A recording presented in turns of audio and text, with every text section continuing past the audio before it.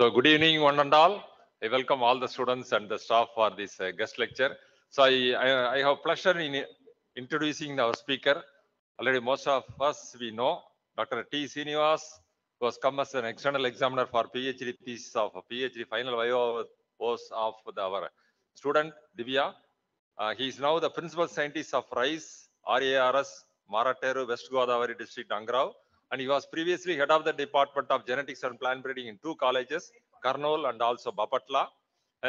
And he has got several awards. Among these, the 20th Century Young Agriculture Scientist Award of ARIC, HISAR, and also the Best Scientist Award in 2006 by Angrao. And he has contributed to the release of more than 20 rice varieties. So normally they call us paddy varieties. Here normally we use the rice varieties. That's the thing. And he has published a book on maintenance breeding, and he has published several lab manuals, and he has published more than 100 research papers, and he has taken the courses on the PGR courses, mainly PGR courses, plant genetic resources, and also advances in breeding major field crops. He has graded more than 10 PhD students and 15 MSc students. I don't want to stand between him and all of us, so that I invite Sir Dr. Srinivas to deliver the guest lecture on modernization of rice breeding programs.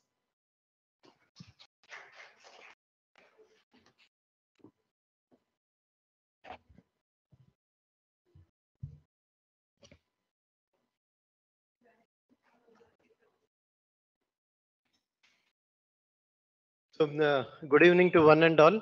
I think after a lengthy presentation by Divya and lengthy cross questioning by us also a lot of time has already expired and all of you are tired.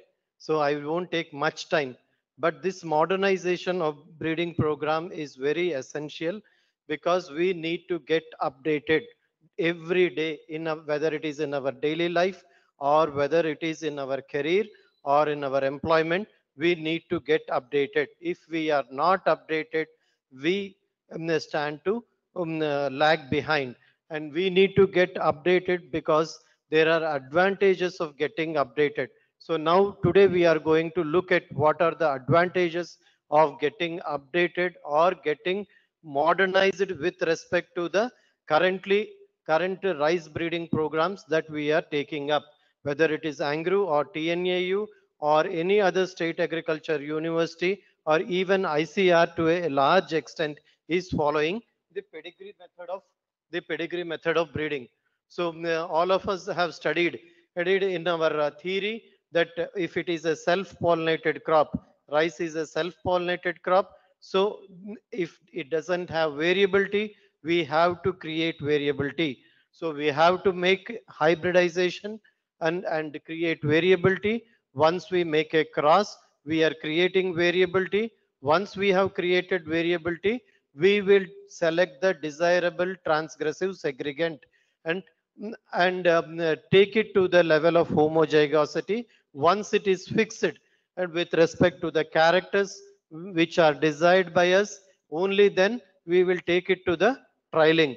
That is OYT, observation yield trial, PYT, preliminary yield trial, advanced yield trial. So minimum of 3 station trials will be conducted at the research station. Then it will go to multi-location testing across locations. Once it has proved its performance across locations, then it will be proposed for testing in the as a mini kit variety in the farmers fields for 3 years. If it does well in the consistently for 2 consecutive years, then it can be released as a variety by proposing it to the state varietal release committee. If it is a getting released through the state, or if it is going to get released through the central variety release committee, then we do not follow the elaborate procedure of multi-location testing or mini kit testing. We directly take it to the ECRIP testing, that is IVT, AVT1, AVT2, and the agronomic trial, and then it is identified in the varietal identification committee and released through CVRC. You see, whether it is released through CVRC or SVRC, See, it has to be notified by the central government of India. Notification is essential and mandatory for the variety to enter into the seed production chain. Only after it has been notified by the central government of India as a gazette will it enter as the into the seed production chain, and then only we will have the breeder seed, the foundation seed, and the certified seed. Otherwise, we are not going to have all these classes of seed. So now, whenever we are not having variability, or whenever we want to improve any variety with respect to a particular trait, as we have seen in the case of Divya, she has made a cross with VL 400, which is highly resistant to blast, and then advanced the segregating progenies. Here also, we will be taking two desirable parents. One of them will be a high yielding parent, and that will be crossed with another parent which is highly resistant or is having a good quality trait or some other trait of desirable nature. These two will be crossed, then the F1 will be raised. Now here, while selecting the parents, it is only phenotypic selection of the parents is done.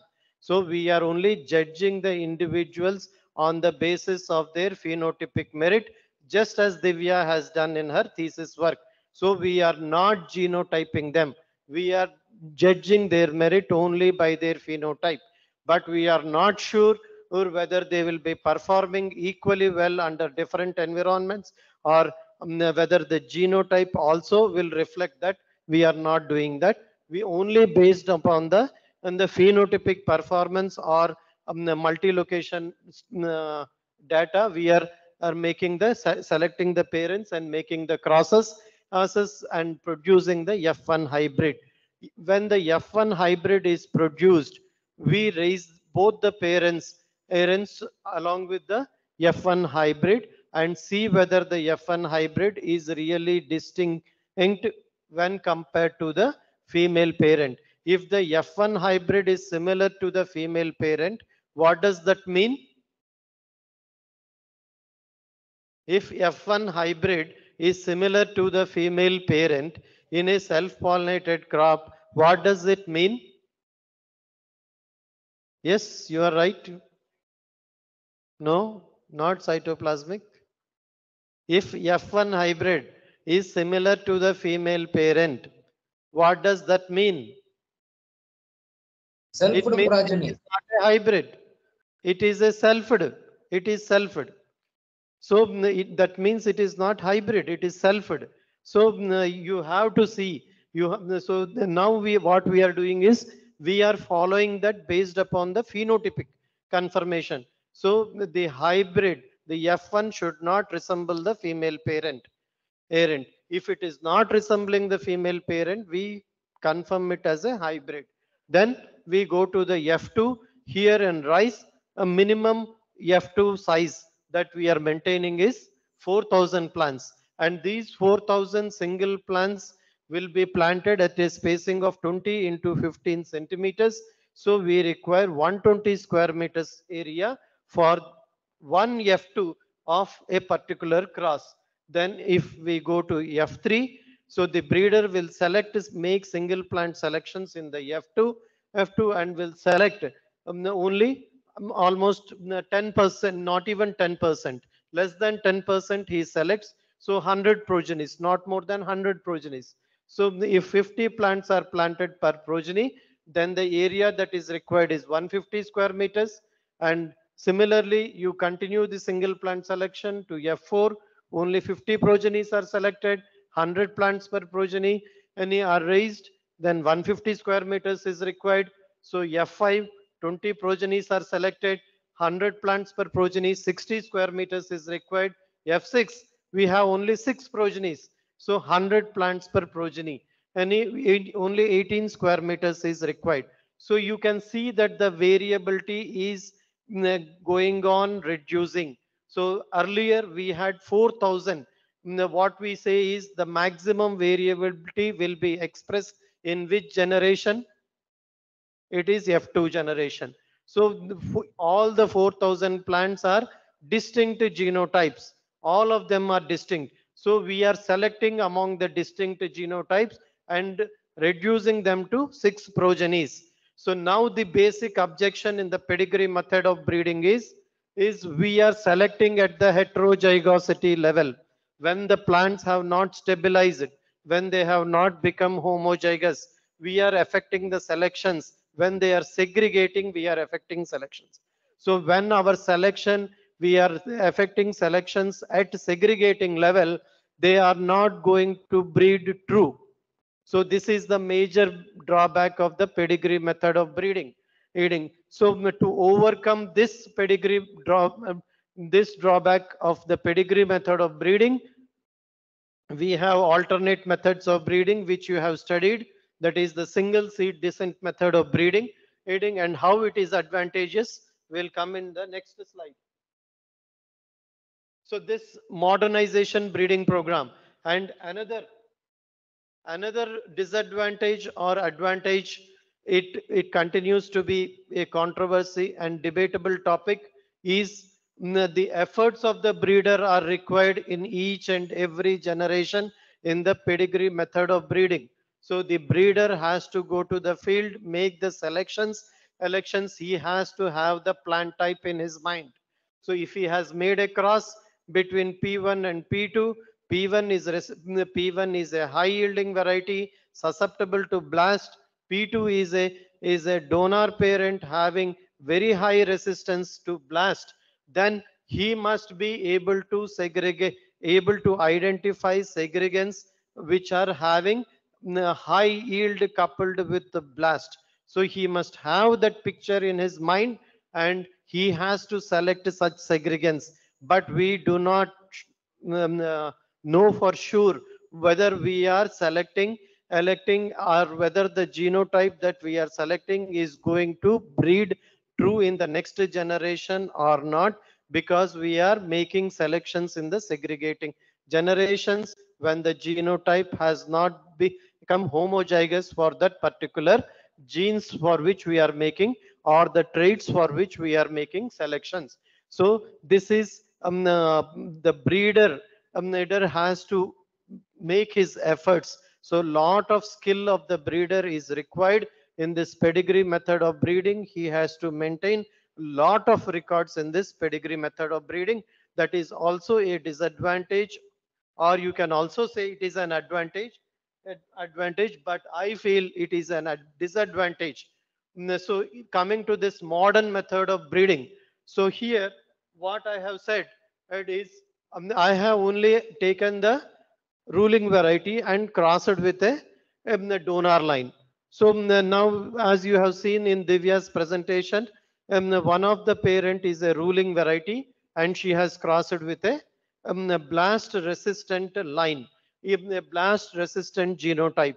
So generally the blast resistant genotype will be a landrace or a germplasm line which is not superior or which is not elite. When I say elite, it means that it is not having good agronomic background. That means all other traits are not desirable except for the trait of resistance. So the VL400 was not a elite line. I'm taking it only as an example. VL400 is not a elite line, but it is a resistant line, and our objective was to transfer resistance from VL400 to this parent, which is a highly adaptable variety with good agronomic performance. So when we are making a cross between a released variety and a variety which is not highly adapted or which is not a elite variety, we are reducing the genetic gain or we are going back. So we have to make elite into elite crosses only to increase the genetic gain. And so if you want to increase the genetic gain, you have to make only elite into elite crosses. But we are making an elite into a non-elite cross here. So that is another disadvantage of pedigree method of breeding. So coming to this, here we are going to define and what exactly we require. So demand driven breeding. So we don't speak, if I breed a variety which is not having resistance to blast, and I release a variety, it is of no use. So I have to foresee what the consumer requires after 10 years. So by projecting the consumer's requirement or the market requirement after 10 years, I have to plan my breeding program now. So that is the demand driven breeding program. So I have to clearly state my objective for in the future 10 years. This will be the demand in the market. So that is why I am taking this crossing program. This is my target. So the target should be fixed, that market should be fixed, and then it would be defined as a demand driven breeding program. For that, you need to do extensive survey of the market. Without taking up extensive survey of the market, this product profiling cannot be done. So the economist's role is very important. So a modernized breeding program is no longer a breeder's kingdom. It will be an integrated kingdom of an economist, a sociologist, as well as a breeder, an entomologist, a pathologist. Everybody together working as a group is a modern breeding program. A breeding program solely driven by a breeder without involving the entomologist, pathologist, taking the opinion of the economist and the sociologist does not constitute a modern breeding program and will not have relevance when the product is delivered to the market. That is mostly happening with the state agricultural universities, whether it is my university or your university or any XYZ university in the country. So coming to the next thing, next objective in the or the step in the modern breeding scheme is the parental selection trial. So as I have told you, the parents must be allied parents. All the crosses that are made should not be an allied into a non-allied cross. Those days are gone when we used to make allied into non-allied crosses and we used to get varieties. Now we have to make allied into allied crosses only to make, to break the yield barrier or the genetic barrier that is existing in several crops. Otherwise, we will not be able to break the yield barrier. So that is why all the varieties you see in rice, with which I am very much acquainted, every rice variety, they will say 6.5 to 7 tons. Nothing yielding more than 7 tons per hectare. So there is no variety giving 10 tons per hectare. So if you see the release proposal or the release notification proposal or the catalog that they have given, everything yields between 6 to 7 tons per hectare with an added feature of resistance to BLB or galmage or stem borer or a quality feature.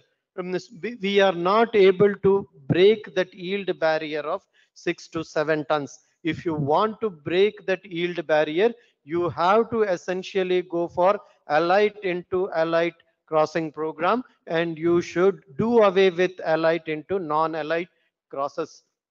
So that is what I have specified again in the next one also, allied into allied breeding program. This also helps in increasing the genetic gain. You all know what is the definition of genetic gain, and if I again start defining genetic gain, I think I will be exceeding my time limit and all of you will be running away from this seminar hall. So I don't want that to happen. So I will skip defining these things. Then coming to this breeding scheme optimization, I have already told you that we are following the pedigree method of breeding currently, but now we have to upscale ourselves to the modified pedigree method or the single seed descent method of breeding, wherein the entire variability that is reflected in the F2 generation will be retained up to the F6 generation, wherein it has attained the homozygosity. So all the 4,000 plants that you have planted in the F2 generation will be available in the F6 generation, and all the 4,000 F6 plants are going to breed true now. So that is the beauty of this single seed descent method of breeding. So the entire variability is retained at the homozygosity level.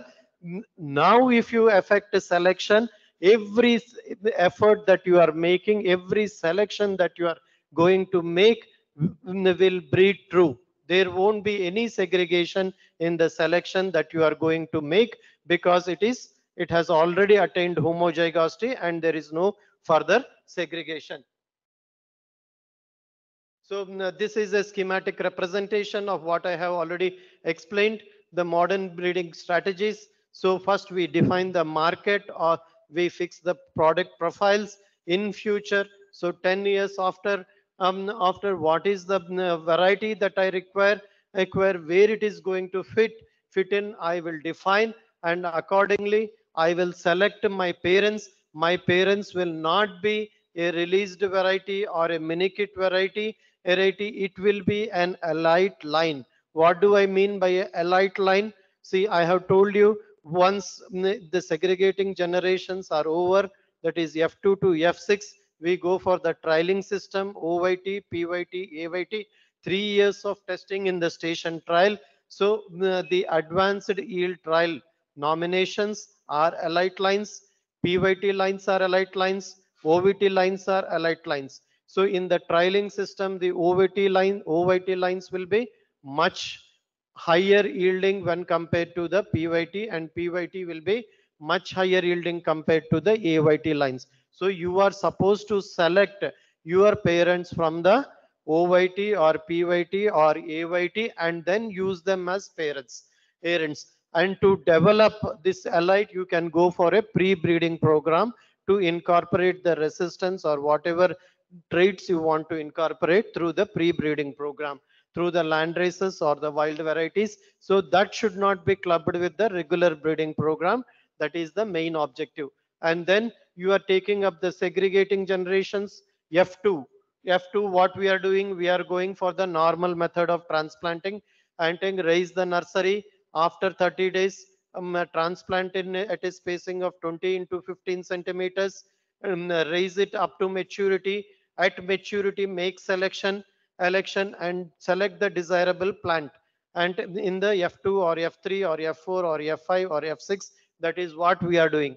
Now we are dispensing with that system and we are planting them in a 5 into 5 centimeter spacing. So 5 into 5 centimeter spacing after 20 days is we are going to plant not at 20 into 15 centimeter spacing, but at 5 into 5 centimeter spacing.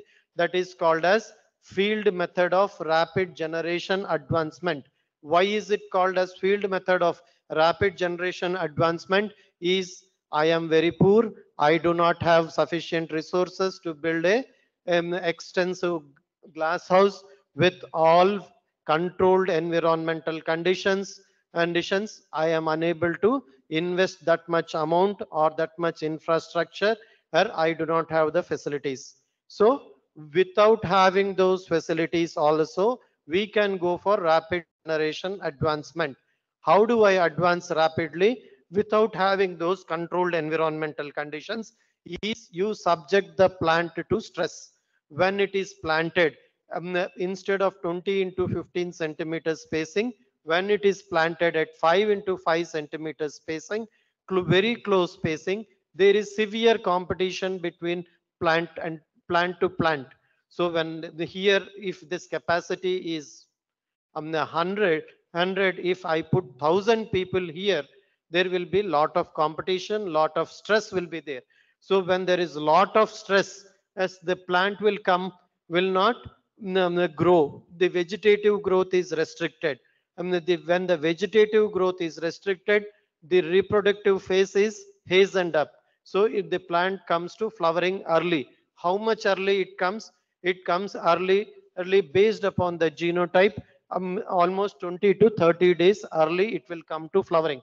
And I am not interested in a very long panicle with 400 grains or 500 grains. I am interested in a single panicle, well, with probably 10 to 20 grains. That is enough for advancing the generation. So I don't need a long panicle with so many grains. So when I am planting it in 5 into 5 centimeters spacing, no secondary tillers come. Even if secondary tillers are coming, I am going to remove the secondary tillers and retain only the primary tiller. And from the primary tiller, as soon as I get a single panicle and at physiological maturity, I am going to harvest it. So I am saving almost 20 to 30 days crop period in this fashion. So that is why I have termed it as field method of rapid generation advancement. I will show you the photographs also in the subsequent slides. Then from F3 to F6, I am not going to follow this method of field method of rapid generation advancement, because this method is also very tedious. I want to save time, I want to save labor, I want to save money, I want to save all of my resources. If I want to save everything, and if I want to keep planting at 5 into 5 centimeters spacing, then it is very tedious and lot of labor are required. So to save labor, what we have done is we have gone for the field nursery method of planting. Take that single panicle that I have got in the F2 generation from each plant and just put it on a raised bed. So all the 4,000 F2 panicles will be spaced at 20 centimeters apart and facing each other 10 centimeters. So between you and me, it will be 10 centimeters. Between myself and the other panicle, it will be 20 centimeters. Like that, we will be planting them in a raised bed panicle. And the entire panicle, I put it in a raised bed. I don't transplant. I leave it like that. So the entire seeds in the panicle will sprout and germinate. And let us see what happens in the subsequent slides. So this is the schematic representation, 3 years of research trials, then multi-location testing. Then it may go to the for the SVRC. If it is going for the state varietal release committee, testing in the farmers fields is mandatory. Therefore, it will be given to mini kits. If it is not going for the state varietal release committee but is performing well in the ECRIP system of testing, it will get advanced to AVT1 and AVT2 across locations of the country, and it will be identified for a particular zone or several zones. And then in the varietal identification committee, once it is identified, it will be released through CVRC. Once it is released, it will be notified and it will be entering into the seed production chain. So in this modernization method of breeding program, I have told you 4,000 plants planted into 5 into 5 centimeters. It requires only 10 square meters. Earlier, it required, F2 generation required 120 square meters. So for one cross, I am reducing the area by 12%. 12 times I am reducing. When I am reducing 12 times the area, automatically the labor and other resources that I'm spending on it are also reduced by 12 times. So in F3, what happens? All these 4,000 plants, there are so many factors. We do not have good irrigation facilities. Then we are not able to control in time. We do not get, so in now itself, there was much discussion on farm management issues. So we are not getting labor for plant protection, this, that. So we will be losing. So even if we are losing 10% reduction in the population we are estimating in each generation, we will be ending up with 2,600 progenies approximately. So 2,600 distinct lines I am ending up. There in the pedigree method of breeding, I have ended with only 6 progenies. 6 distinct progenies, that was the variability. Whereas here, I have 2,600 true breeding progenies here at my disposal to make selection. Now, if I am selecting among these 2,600 progenies, they are going to breed true and give me the results that I require. So that is why I say this is target breeding program, whereas that is not target breeding program. Here this is target oriented breeding program, because the selections that we are making are really effective they are going to breed through. So here also I have given some modifications. So the other one that I wanted to emphasize is the parents. The parents here we are not only selecting on the basis of their phenotypic value, but also basis on their breeding value or the combining ability value or their genetic merit we are going to select the allied parents, and we are going to identify what are the genes or the QTLs. Now Divya has presented, and I'm sorry I'm taking Divya's example each and time every time because it will be easy for you to understand.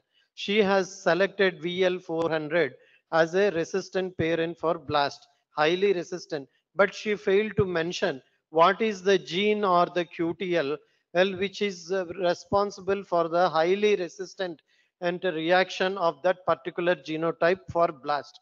Had she mentioned that particular gene or QTL, and had she provided a clue with respect to the gene linked markers, that would have enabled us to go through marker assisted breeding program or marker assisted selection, and which would help us in attaining the target breeding program. So here we are going to select based upon the QTL or the gene, and we will also have the gene linked markers. So when we are going for the F1, it is not only the phenotypic confirmation, but we are also taking the genotypic confirmation based upon the SSR markers or the SNP genotyping, wherein clearly the parents and the F1 will be genotyped and the true hybrids will be identified, and only those will be advanced to the segregating generations. All others will be discarded. Surprisingly, when Maruteru crosses were evaluated through genotyping, I think based on phenotyping, we had advanced the crosses. But when we had gone for genotyping, only 40% was the 40% of the plants that we have evaluated were true hybrids. 60% were not true hybrids. That means we have erroneously advanced 60% of the population to F2 or F3, ending up in waste of valuable resources. So if the breeder is not conscious or is not having time to go to the field and see the variability and select, it will just keep on getting advanced. There is no variability because it is not a cross, it is a sulfur thing. So that to avoid such thing, we need to have genotypic confirmation of F1 hybridity along with phenotypic confirmation. So that is the advantages of this modern method of plant breeding. This field rapid generation advance I have already explained. The field nursery also I have already explained how we have planted. So you can see how the area is reduced. So almost 12 times the area that we require in the conventional method of breeding is reduced. But if you are careful enough, if you are listening to me properly, you will ask a very good question at the end of it, and which I will find it very difficult to answer, but I will answer you. I will assure you, I will not leave the room without answering you and without satisfying you. So I am waiting for you to ask me that question. Okay. If you are not asking that question, I will tell what is the question and what is the solution for that. So this is the F6 generation and the same method. So here we have to go for the agronomy testing and the milling and the consumer acceptability also at the multi-location. Now what we are doing, we are going for the milling or the head rice recovery or the quality after we have completed the mini kit testing. So that should not be the case. At multi-location testing itself or at the trialing stage itself, the quality must be assured, the agronomic performance must be assured, the resistance must also be assured. So, so this is the pictorial diagram of the actual speed breeding.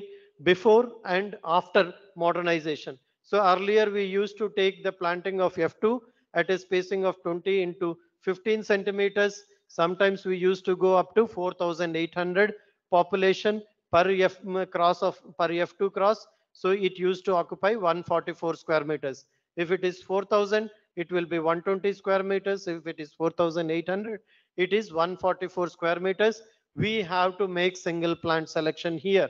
There in the modernization breeding program, we are planting at a spacing of 5 into 5 centimeter spacing.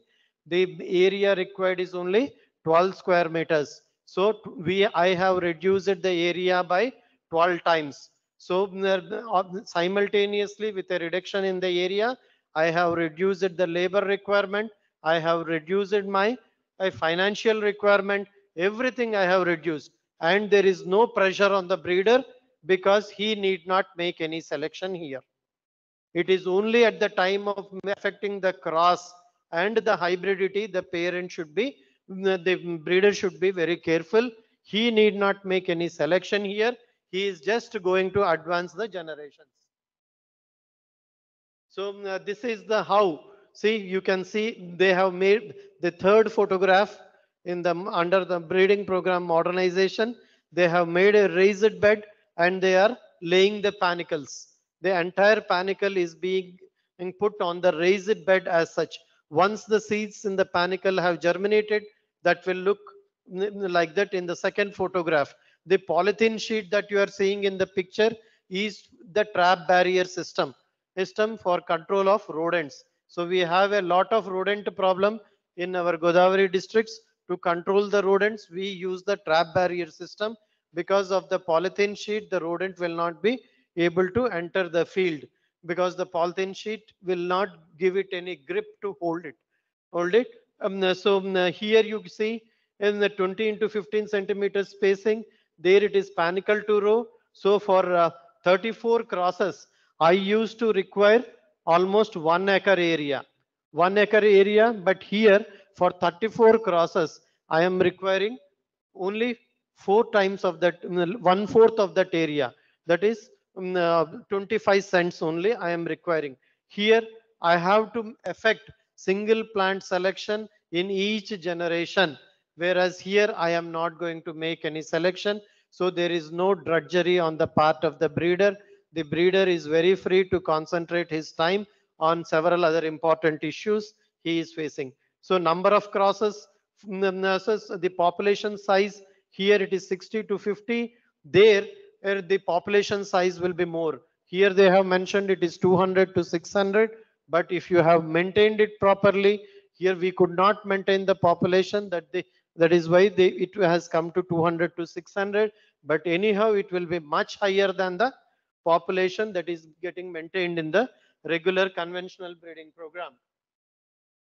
So that is the advantage of the speed breeding program. Is the basic concept is it retains variability even at the level of homozygosity, that is F6 selection, F6 generation, where the selection is going to be effective because the selection that you make, you will be making at the homozygous level, and it will be breeding true in comparison to the pedigree method of breeding, wherein we are making selections at the heterozygosity level, and therefore we are losing several desirable genotypes also.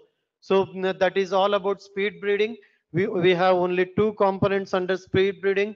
One is the field rapid generation advancement and the field nursery method. In both methods, we have advanced or we have hastened up because by reducing the spacing.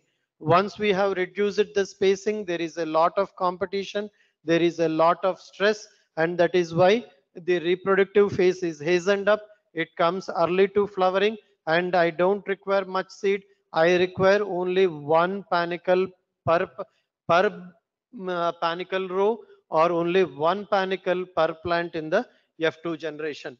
And the generation, that is how I have advanced. I don't even need any elaborate infrastructure with controlled environmental conditions and all other paraphernalia, right? So the next is is the next component is the smart breeding approach. So smart breeding, all of you are PG and PhD students, probably in the Department of Genetics and Plant Breeding and other departments also. Also, I have in my before me, several plant breeders also, eminent including myself. All of us use it to record daily, go to the field, make an observation in the field notebook. So what is the days to 50% flowering? What is the plant height? What are the tiller number and number? What is the number of number of panicles or number of grains per panicle? Any pest and disease reaction? Everything I used to. Even now, in several of the research stations, we are recording in the field notebook. And once we have recorded in the field notebook, what we do at the end of the season is then we sit, we calculate the means, and then we put it in an Excel sheet and use it for analysis. Instead of having such elaborate system, take this Pheno app. There are several mobile apps now that are available. The Pheno app, which you can get it in your Android mobile phone, and directly record it. Directly record the data that you are recording in your field notebook. Directly record. The Excel sheet opens. Once you go to that particular plot, scan the QR code, it directly comes to that particular entry of that particular replication, and you can directly enter the plant height or the number of tillers or whatever data. Even if you want to record something like this genotype is having a very good tiller number, you can make a voice recording. If you want to take a photo, you can take a photo of that particular genotype. It will get attached to that particular genotype or that particular plot only, and then it will be very easy for analysis. You need not do all the calculations with a calculator or in an Excel sheet using a laptop or anything. Everything is ready. So when your supervisor is or your boss comes to the field and asks what is the most promising variety that you have in your trial, then you can very easily tell, well, based upon the grain number or tiller number or number of panicles, and it will immediately show which is the most promising variety, and everything is available. The reports are generated instantly. So that is the advantage of data collection with the fieldbook app. So accurate and efficient data is available in real time. So you need not again verify, go through your whenever our supervisor or the boss asks which is the most promising variety I have seen, including myself, I used to immediately refer all the pages of the field notebook and then tell, sir, this is the promising variety. Then I used to tell him. So I need not take so much of time. Everything is there. Immediately it will go to that particular thing and show everything with what is the tiller number in response to the check, compared to the check. Everything this Winnow app will give you instant report in real time. Then large set of data can be stored and minimized. So if I am storing my field notebooks in my table desk and I have a lot of rat problem, as I told you, Godavari is infested with rats, rodents, and if there is a rat in my drawer, the entire efforts that I have made during the season are lost. That is not going to happen when I am storing my data in real time. So the example is today's presentation, and when I brought it in a pen drive, it didn't open up. Then I had that presentation in real time in my mail. I immediately forwarded it. So I, without missing a thing, I am able to present my guest lecture now. So that is the advantage of storing your data in real time in cloud. So you need forget those days are gone when you have to carry your external hard disk or pen drives or CD in the compact disk. Those days are gone. Just you put it in mail or WhatsApp web, come here, open it, and it is available for use. So we have to modernize ourselves. We have to update ourselves with the technology that is available to solve our problems. save us up from drudgery, save our time, money, and resources. So no need to curate the data from the field book, no need to calculate averages. Quick data analysis can be taken up, quick decisions can be taken up. So this is the digitalization we have with respect to our post-harvest operations. So you just earlier we used to take the plot yield, put it on a weighing balance, record it in a field notebook, and then enter it into an Excel sheet and then give it for analysis. Now it is not required. So you just put it on the smart balance which is connected to your Android mobile. Immediately the weight is automatically recorded. You need not feed. Many a times while feeding, we'll instead of 20 grams, we'll put it 2 grams or 200 grams. Only when the analysis comes, we see that there is a lot of error, and then we go back and then check what is the reason. So to avoid such erroneous errors, artificial intelligence is here to help us out, either in the form of chat GPT or in the form of modernization of digitalization in these all of our harvesting operations. It is available. So you may feel that it may be very costly. So I have given the cost also. The cost of the QR code printer is simply 20,000. Not my flight cost today from Rajahmundry to Coimbatore and Coimbatore to back is 15,000. 15,000, this is only 20,000. It is not enough a commodity which we cannot afford. It is a very affordable commodity, and cost of the QR code labels, it is only 600. No need to paint our pegs. So a lot of labor is required, lot of paint is required, lot of time is required. We have everything, but we do not have time. We do not have labor. And if I ask my scientists whether in Angro or in TNAU, they will say that the most important problem being faced by them is the labor problem. So in the early in the morning, if it is a research station or a college, even the students might be facing the problem. They will face the problem of labor. Everybody fights for labor only. It is everywhere uniformly the same situation everywhere. If TNAU is not having that problem, I will consider it very lucky. Everybody else is having that problem. So to avoid such problems, we have to go for the digitalization. Then instead of having the bamboo pegs, many times if the rice breeders are here, or rice PG and PhD students are here, when you are handling bamboo pegs, they will damage your hands, right?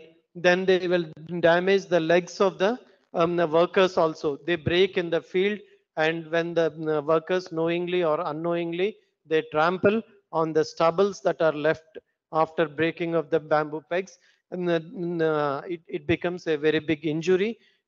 To avoid all such things, we can use the plastic pegs. The plastic pegs, 47 rupees. No need to replace season after season. No need to paint. Just tie the QR code label. If you scan it with your mobile, even with the Paytm app, you will get the entire data. That is, what is the entry number, what is the plot number, what is the replication, everything that you have stored in the QR code will be visible. Anybody who scans with a, even if with a Paytm scanner also, we can get it. So with this short presentation, I will close my presentation by stressing everyone to modernize. Why to modernize? We need to modernize to increase our efficiency, to save our time, money, and resources. So if we want to save our time, money, and resources and have more time for leisure or for other activities, you definitely need to go adopt this modernization breeding program, which is more effective, not only in saving your time, money, and resources, but also increases your efficiency and gives you a target breeding approach. So with this, thank you one and all.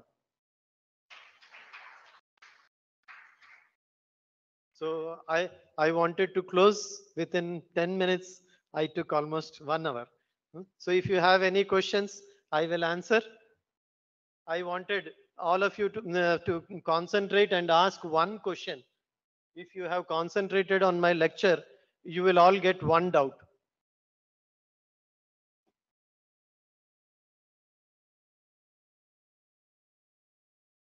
Any questions? Yes, sir. Yes. Um, Plant loss is big problem in single seed descent method. How can deal with this problem?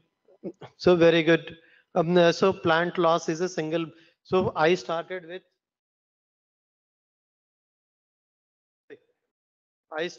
4,000 plants. I ended up with 2,600 progenies. Right? In pedigree method,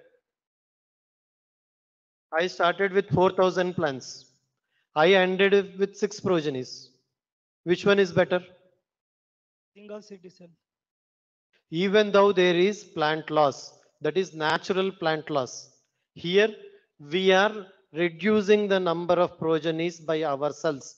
What I am stressing is our reduction of the number of progenies in the pedigree method of breeding is not based on true understanding of the genetics or plant breeding concepts, because we are selecting at the heterozygous level. If I am making a selection at and for blast resistance or yield, let us say for yield, I am selecting a plant which is high yielding. Sir, Okay. one question. Yes. Early generation, how can select yield in pedigree method? F2, F3, F4. So what are you selecting on the here? What are you selecting for here? Easily heritable character. Is what are those characters? Plant panicles, height. Okay, right. So, can you assure me that the height that you have selected for will be reflected in the in all the plants when I have made a single plant in F3, selected a single plant in F3. I have raised 100 plants from that selection. Can you assure me that all the 100 plants that from the plant that I have selected will have the same height for which I have selected? I have selected 100 centimeters height.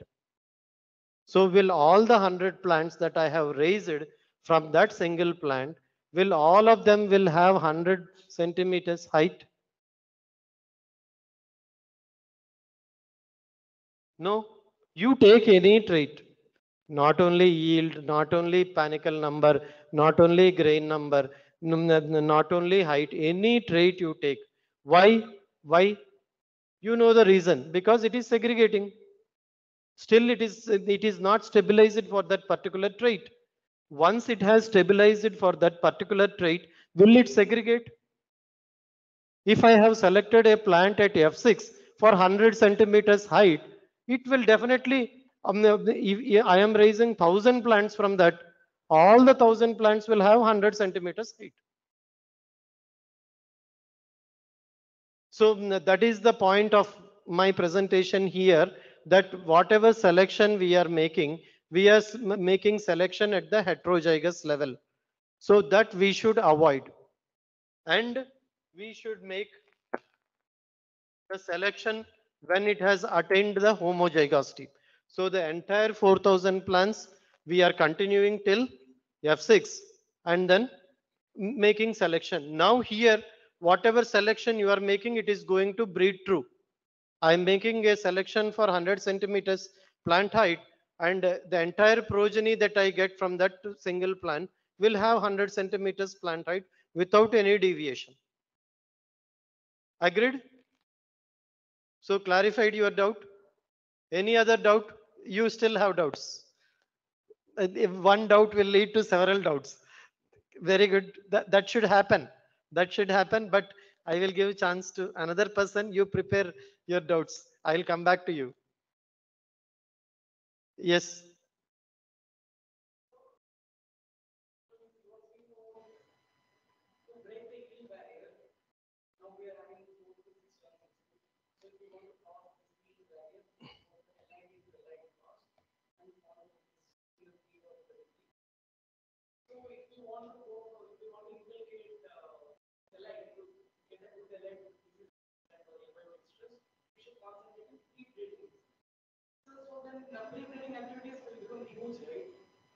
Yes, pre-breeding must be essentially be done and to develop advanced lines. So unless that pre-breeding, if you don't have an elite line, if you are not making elite into elite line, what you are going to get is a line. So now what I will tell you from the example of our own research station, our own research, which is true with respect to all universities, all research stations. I make P1 into P2. My objective is it is a high yielding variety. The other one is a blast resistant variety.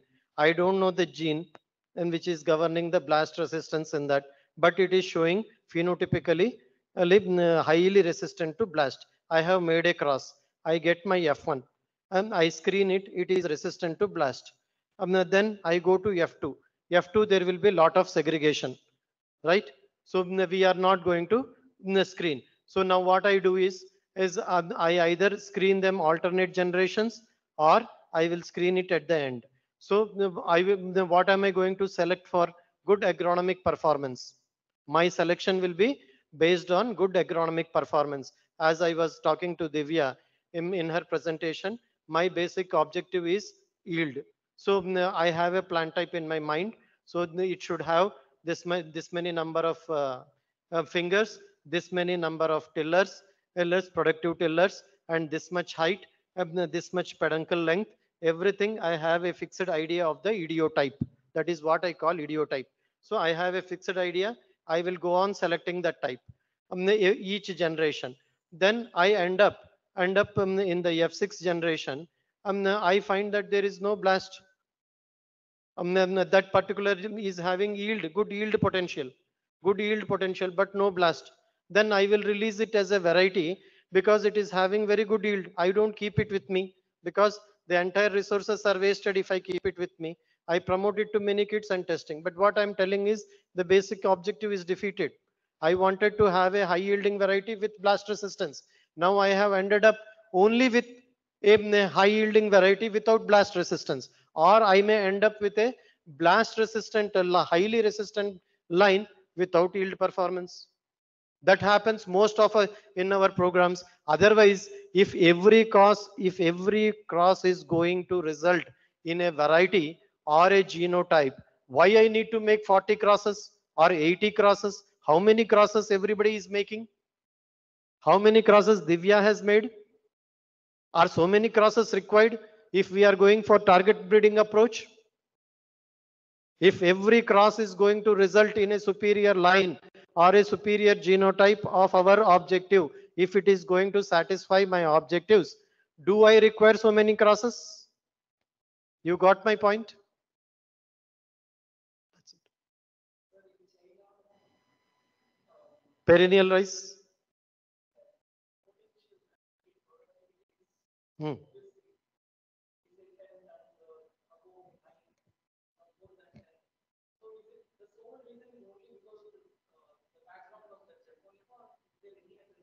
No, there are several reasons. As you all know, yield is a quantitative trait, highly influenced by environment.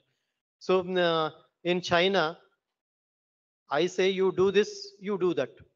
Here, I say you do this, you do something else. You will not do what I say. You are free to do your own thing. So I say this is the fertilizer dose you have to apply. You will never apply the fertilizer dose that I prescribe. The best management practices that are recommended are not adopted by the farmers.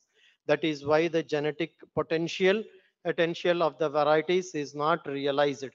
The best management practices are not being adopted, and that is the major drawback for not realizing the yield. See, everybody says, sitting in the forum, if I am sitting on the dais, I will say, I will ask my scientists or my colleagues, say, why is the farmer getting, you say you are getting 8 tons. If the yield potential that Divya has expressed, 50 grams, 70 grams, 80 grams, is it per plant? Convert it into hectares.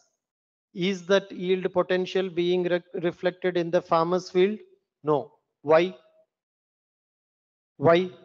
Because um, because the best management practices are not being adopted, adopted even under, so there is a lot of extension gap and lot of gaps are there. So in China, the major reason for getting higher yields is because they have to follow the practices that are recommended by the scientific community. That is the major reason. The other reason is, as Japonica lines, they may be using, if you make a Japonica into Japonica cross, it will not give heterosis. If you make a Indica into Japonica cross or a Indica into Javanica cross, it is going to give high heterosis.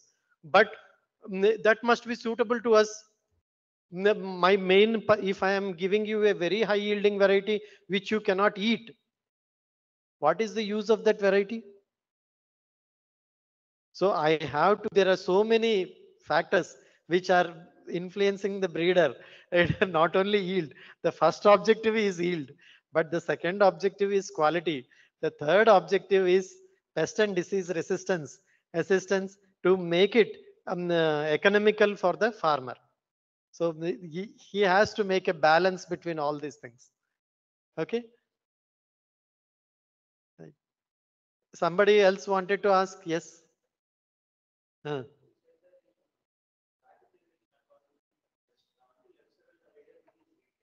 F6. Hmm. Hmm. Very good.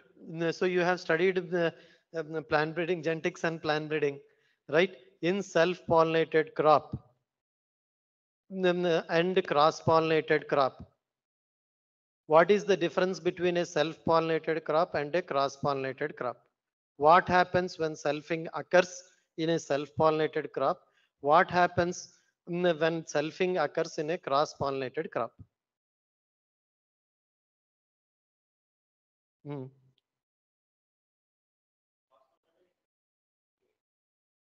So there is inbreeding depression. When selfing is taken up in cross-pollinated crops, there will be inbreeding depression. Because of inbreeding depression, and several genotypes will be lost, right, in cross-pollinated crops. Whereas in self-pollinated crops, there will be no inbreeding depression. Why there is no inbreeding depression in self-pollinated crops? I'm going into the basics again. So because they have attained the what? Homozygous? What they have attained? They have attained the homozygous balance. All the recessive lethal alleles have already been deleted. So they have attained the homozygous balance. Now there are no recessive lethal alleles to be eliminated. That is why selfing will not result in elimination of any particular genotype. That is why any number of selfing is not going to reduce the variability which is expressed in the F2 population in self-pollinated crop, while in a cross-pollinated crop, because of elimination of some genotypes, the variability will get reduced.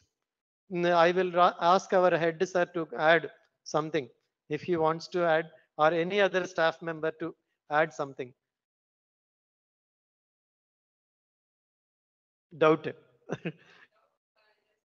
Okay, suggestion. Then they should ask. They should ask. I will get updated. Cross learning.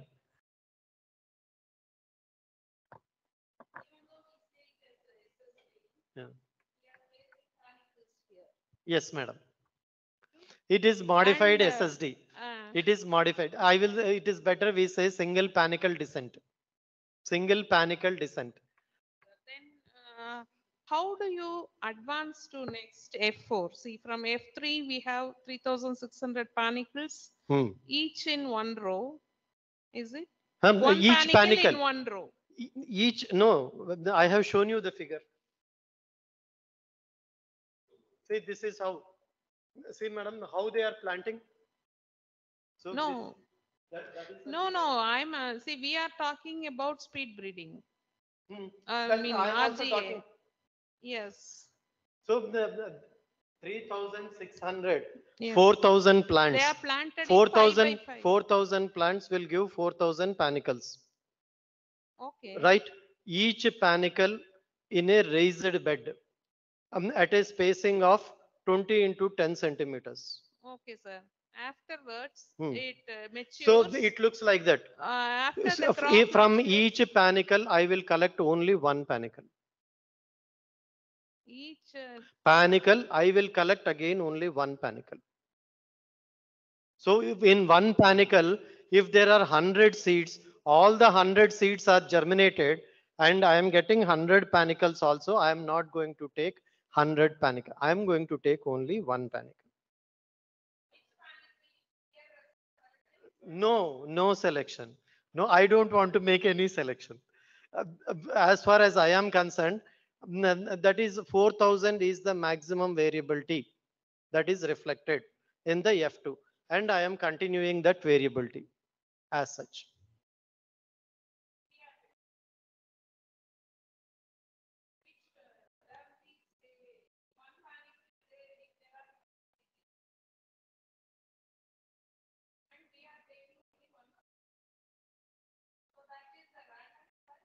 Yes, it is a random choice. It is a whichever panicle comes early to maturity, that I will take and wind it up because I want to hasten it up. I want to hasten it. Yes. Okay. Somebody, yes. Mic, use mic so that everybody can understand. I can also hear. I am an old man with a lot of hearing problems. Um, Hello. Yeah, my doubt is that since my agri introduction, what I've learned is the more you are going to reduce the spacing, the yield is actually going to get reduced. Hmm? Yield. Yield. Yeah, it is going to be under stress, and what you're expecting might not come out. Here we are actually reducing the spacing. Hmm. And if, for example, I want to select for greater yield, what will be my criteria for selecting which one's better? Because every plant is under stress because of less spacing. There'll be competition among the crops itself. So sometimes even a good performing genotype among that might not perform because of this stress. So it could actually cause an external Okay. error. So my answer is there in your question itself. Don't select when everything is under stress. How do you select? I'm not making any selection. See, I have written very clearly no selection. No selection. Here it is single plant selection. There it is no selection. That is what I have told in from the entire F3 to F6. F6, there is no selection. I told you the selection that I am making is ineffective. That is why I am not going to make any selection. I am going to make selection only after I attain F6. After I reach F6. But even in F6, you're going to have the same spacing, no, sir? No, no. Did I tell that? I didn't tell that. That is what I am expecting that question. Now that is what I wanted to somebody to ask. F6, I am not going to give this spacing. F6, I am going to go for 20 into 15 centimeters spacing, and then now you have raised that point which I wanted to raise, right? So now in F6, I have 2624 progenies. So 2624 progenies, when they are planted at 20 into 15 centimeters spacing, that means 2624 lines. Lines when they are planted at 20 into 15 centimeter spacing, now they are going to occupy very large area. So now the entire concept which I was telling, that I have reduced time, money, resources, everything by 12 times is getting vitiated here. So how I am going to overcome this? That is the question that I wanted you to ask. Okay, so this 2624 progenies, here comes the genomic selection or marker assisted selection. So that is why I said I must know the gene or the genetic merit based upon the genomic selection of the individual. So immediately when they are in the seedling stage itself, I will collect the leaf sample and subject them to genomic selection or marker selection and identify the superior lines. Discard all those which I don't want and retain only those which I have identified them as possessing the desired gene or the genome. Okay, only that many lines will be retained. Everything else will be rejected. My selection at this stage is effective because it is F6 generation where it is going to breed true because of its homozygosity. Okay, everything once I have removed based upon the gene or genome selection, I am going to evaluate them on the basis of the phenotype.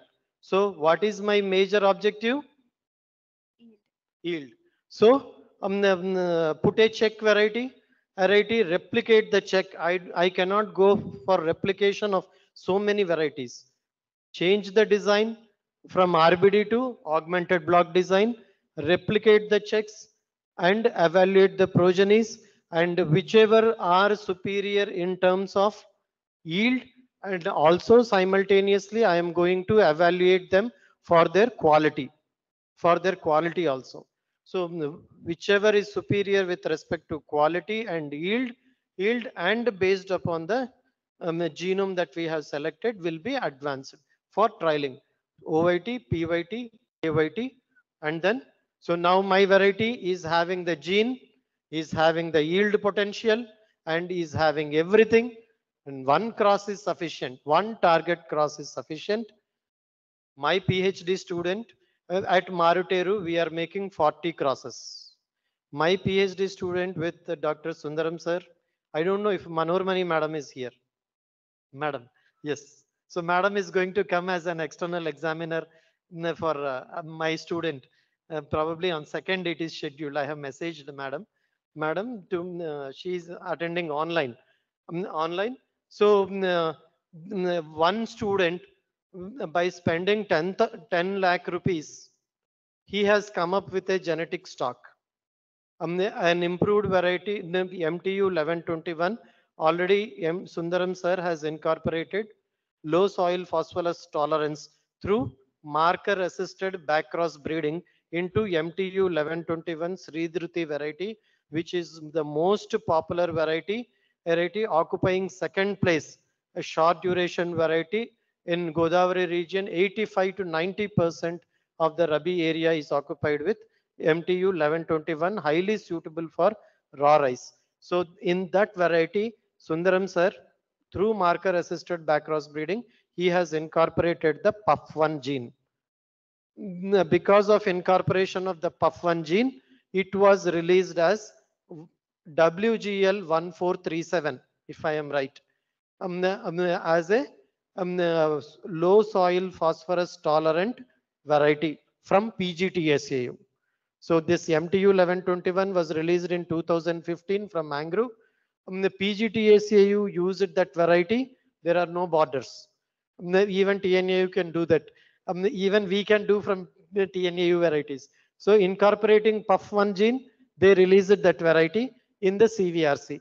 Now again, we used that variety for my PhD student, and we have incorporated BLB and BLAST through marker assisted backcross breeding. And now we have identified the genetic stocks. We have two locations, 2 seasons data. So we are going to register. The BLB, now we have reported that the pathotype at Maruteru is different and not coordinating with the differential lines expected reaction, which was earlier. So we have already given that article for publication. So with just 10 lakh rupees, 3 years, one student came up with genetic stocks resistant to BLB, resistant to blast, blast, right? Of an improved variety in an improved agronomic background variety, right? So that is an elite variety you can take for the crossing program. So shortly we will be going for genetic stock registration. Now, several years of research at Maruteru, probably at TNAU research stations everywhere. I am sure Manormani madam and other madam also will agree. We will take more number of crosses, 40 crosses, 50 crosses, advancing them and then up to F6, going for trialing, and then ending up with 1 or 2 varieties after 10 years. Madam, will you agree? So what is happening to so many crosses? Why are we making so many crosses? What is the acre? What is the area? Almost 5 acres, you ask, madam. Breeding material will be in at least minimum of 3 acres, maximum of 5 to 7 acres. If a very good breeding program is going, conventional breeding program is going, minimum of 3 acres ranging to up to 7 acres will be there. What is the labor that is required? What is the amount of resources? How many scientists are required? How much manpower is required? How many students are required? How many RAs are required? One student with just 10 lakhs rupees in 3 years has come out with a product. That is target breeding approach. That is modernized breeding approach. That is speed breeding approach, smart breeding approach. That is what I want to emphasize. What I say is, this is what we are following is not wrong. Let us go beyond the definitions of wrong and right. What suits us? What suits? Presently, we are hard pressed for resources. We do not have labor. We do not have time. We do not have resources. We do not have area. So why not adopt this feature, which is well established, proved? This concept has been proved not by me, not by anybody else, but in the international forum it has been proved. In several forums it has been proved. We do not require anything, and it saves our money, time and resources in addition to increasing our efficiency. So just why don't we change ourselves and upgrade ourselves as smart breeders and speed breeders? Okay. Thank you, Anything sir. else? Thank you, sir. Yes. Let him ask.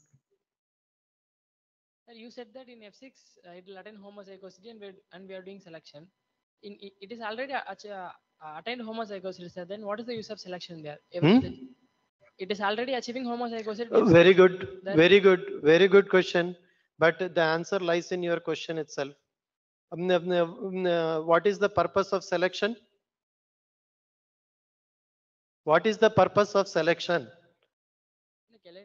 To select a desirable type, to take a desirable type. So when will selection be effective? When there is variability. So that is your question. When it has attained homozygosity, when there is no variability, how selection is effective? You are right. I am not going to make single plant selection. I am going to make selection between the progenies. I am going to have 2,600 progenies. I am selecting between the 2,600 progenies, each of which is a separate, distinct line, distinct progeny. So within the progeny, within the line, you are right. Between the progenies, I am right. Okay. Sir, and is it sure that it will attain homozygosity in F6? Yes. Provided what? Provided 99% of the cases it will attain homozygosity.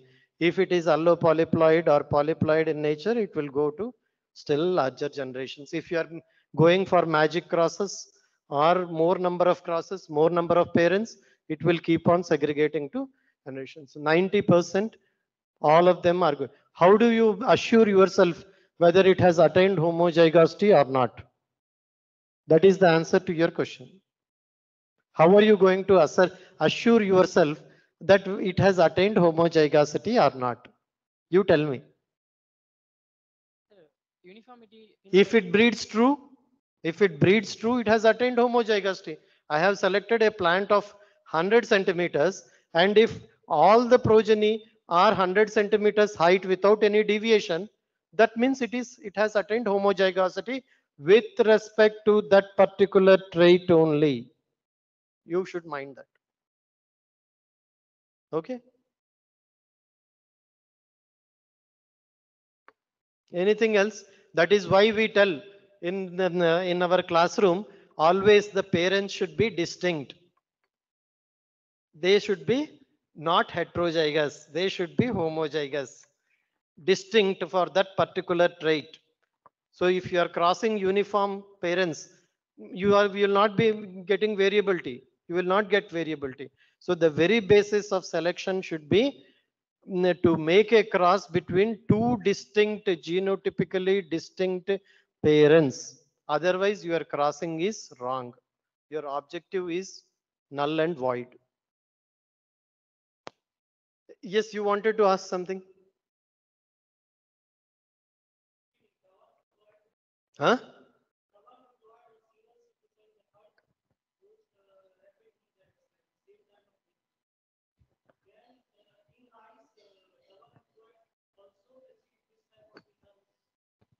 Double haploid. You are going for double haploid. Yes, that is the double haploid. You can go for colchicine treatment, double haploid. That will be faster, but I do not have so much of resources. I do not want to adopt that method. I want to rapidly advance my generations. That is a laboratory-based method. Mm, See, how do I double the haploidy?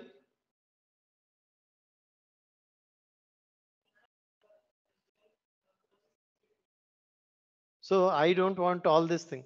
I want my objective is to reduce time, money, and resources in the current breeding programs without major modifications, without major infrastructure, without major investing anything with the current level of knowledge.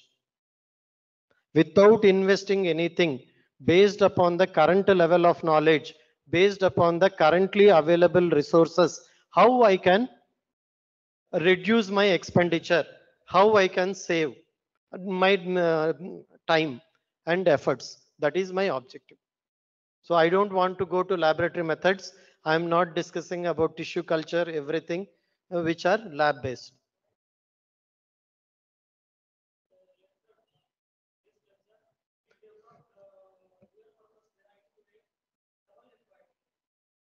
Good. If you can do that, it is well and good. That will be much rapid method than this. Definitely. Okay. It would be a rapid method, definitely a rapid method, but the protocol, finalizing the protocol, setting up everything, anything, studying the, see, here we are studying both the genotype and the phenotype. So that is very important. If you, where biotechnology fails is, we go mainly on genotype in biotechnology experiments. The phenotyping is not done. So here both phenotyping and genotyping is done.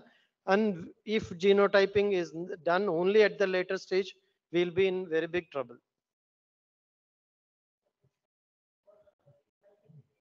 In? in? Hmm.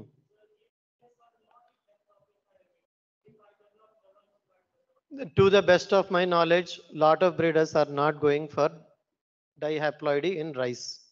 In rice, and there are a lot of issues why they are not going, because it is mostly resource intensive, laboratory oriented, so that is not possible. So this is possible at the field level, and that is why it is much easier to so if I give you an option to adopt this and that method, putting you in my place, which one will you opt? That's it. Okay. Anybody else? It is already 7:15. Still there are questions. Good. Okay.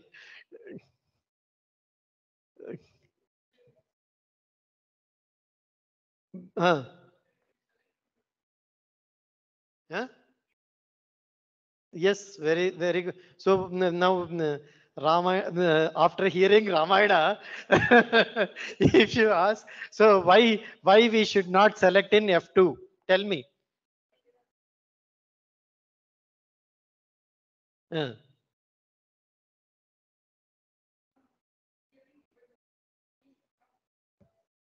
See, I have made a cross between a high yielding variety and a blast resistant variety.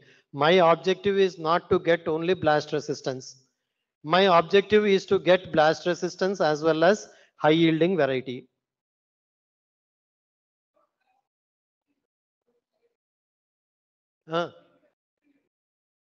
in F2 itself. Without. Now that is what I am doing. That is what I am doing. I have phenotyped. I have phenotyped. So if I am rejecting based on blast, what about my yield? Huh? No, no. If I reject on, now here I am getting both yield as well as blast. So if I keep on if I keep on selecting in each and every generation based upon the genome, what I have said is genome selection or gene selection, right? If I keep on doing it in every generation, what is the cost that I am going to incur? What are the resources that I am going to save? How much of the efforts do I need to make to screen them?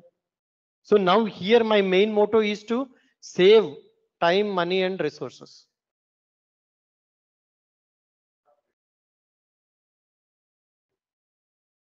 Yes. So in backcross breeding program, the trait alone is important, but here it is not the case.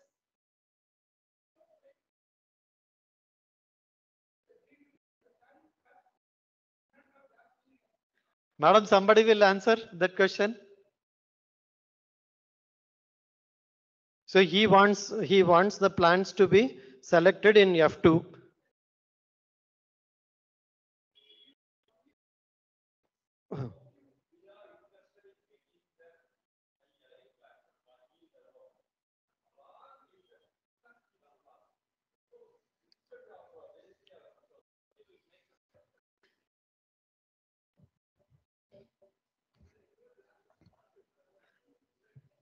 Okay, you come to my room. I'll tell you because I mean, I cannot answer. My problem is I cannot answer you in 2 minutes. If I have to answer that question, it is going to take half an hour. That is a very good question, which cannot be answered in 2 minutes or 1 minute. That is my problem. But I'll be able to convince you. You come to my room. I would like to meet you in my room. Okay. Agreed. But I am sure I'll be able to convince you. But I cannot answer you in 2 minutes. That is my problem. Okay. It needs an elaborate answer. Very elaborate answer. Involving very many topics. That is the issue. Anybody else not having elaborate questions like him? Okay. If nothing else is there, thank you for patient hearing and thank you for a very nice interaction. Hope the next time I will see a modernized, smart and speed TNAU, GPBR department. Okay. So with this, I feel that I have initiated a spark in each and every one of you, which you will take it to the hostels throughout the day and night. You will discuss among yourself and come up with very many modifications. That is what is required in science.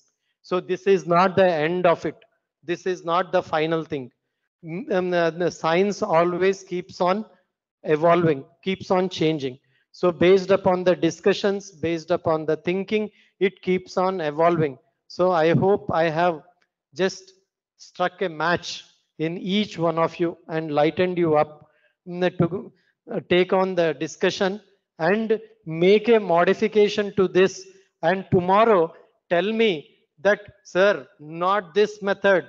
This method can result in much more saving of resources, and put it for patent and get a very good name for TNAU and help us all breeders who are loaded with so many works. Thank you. Thank you, one and all.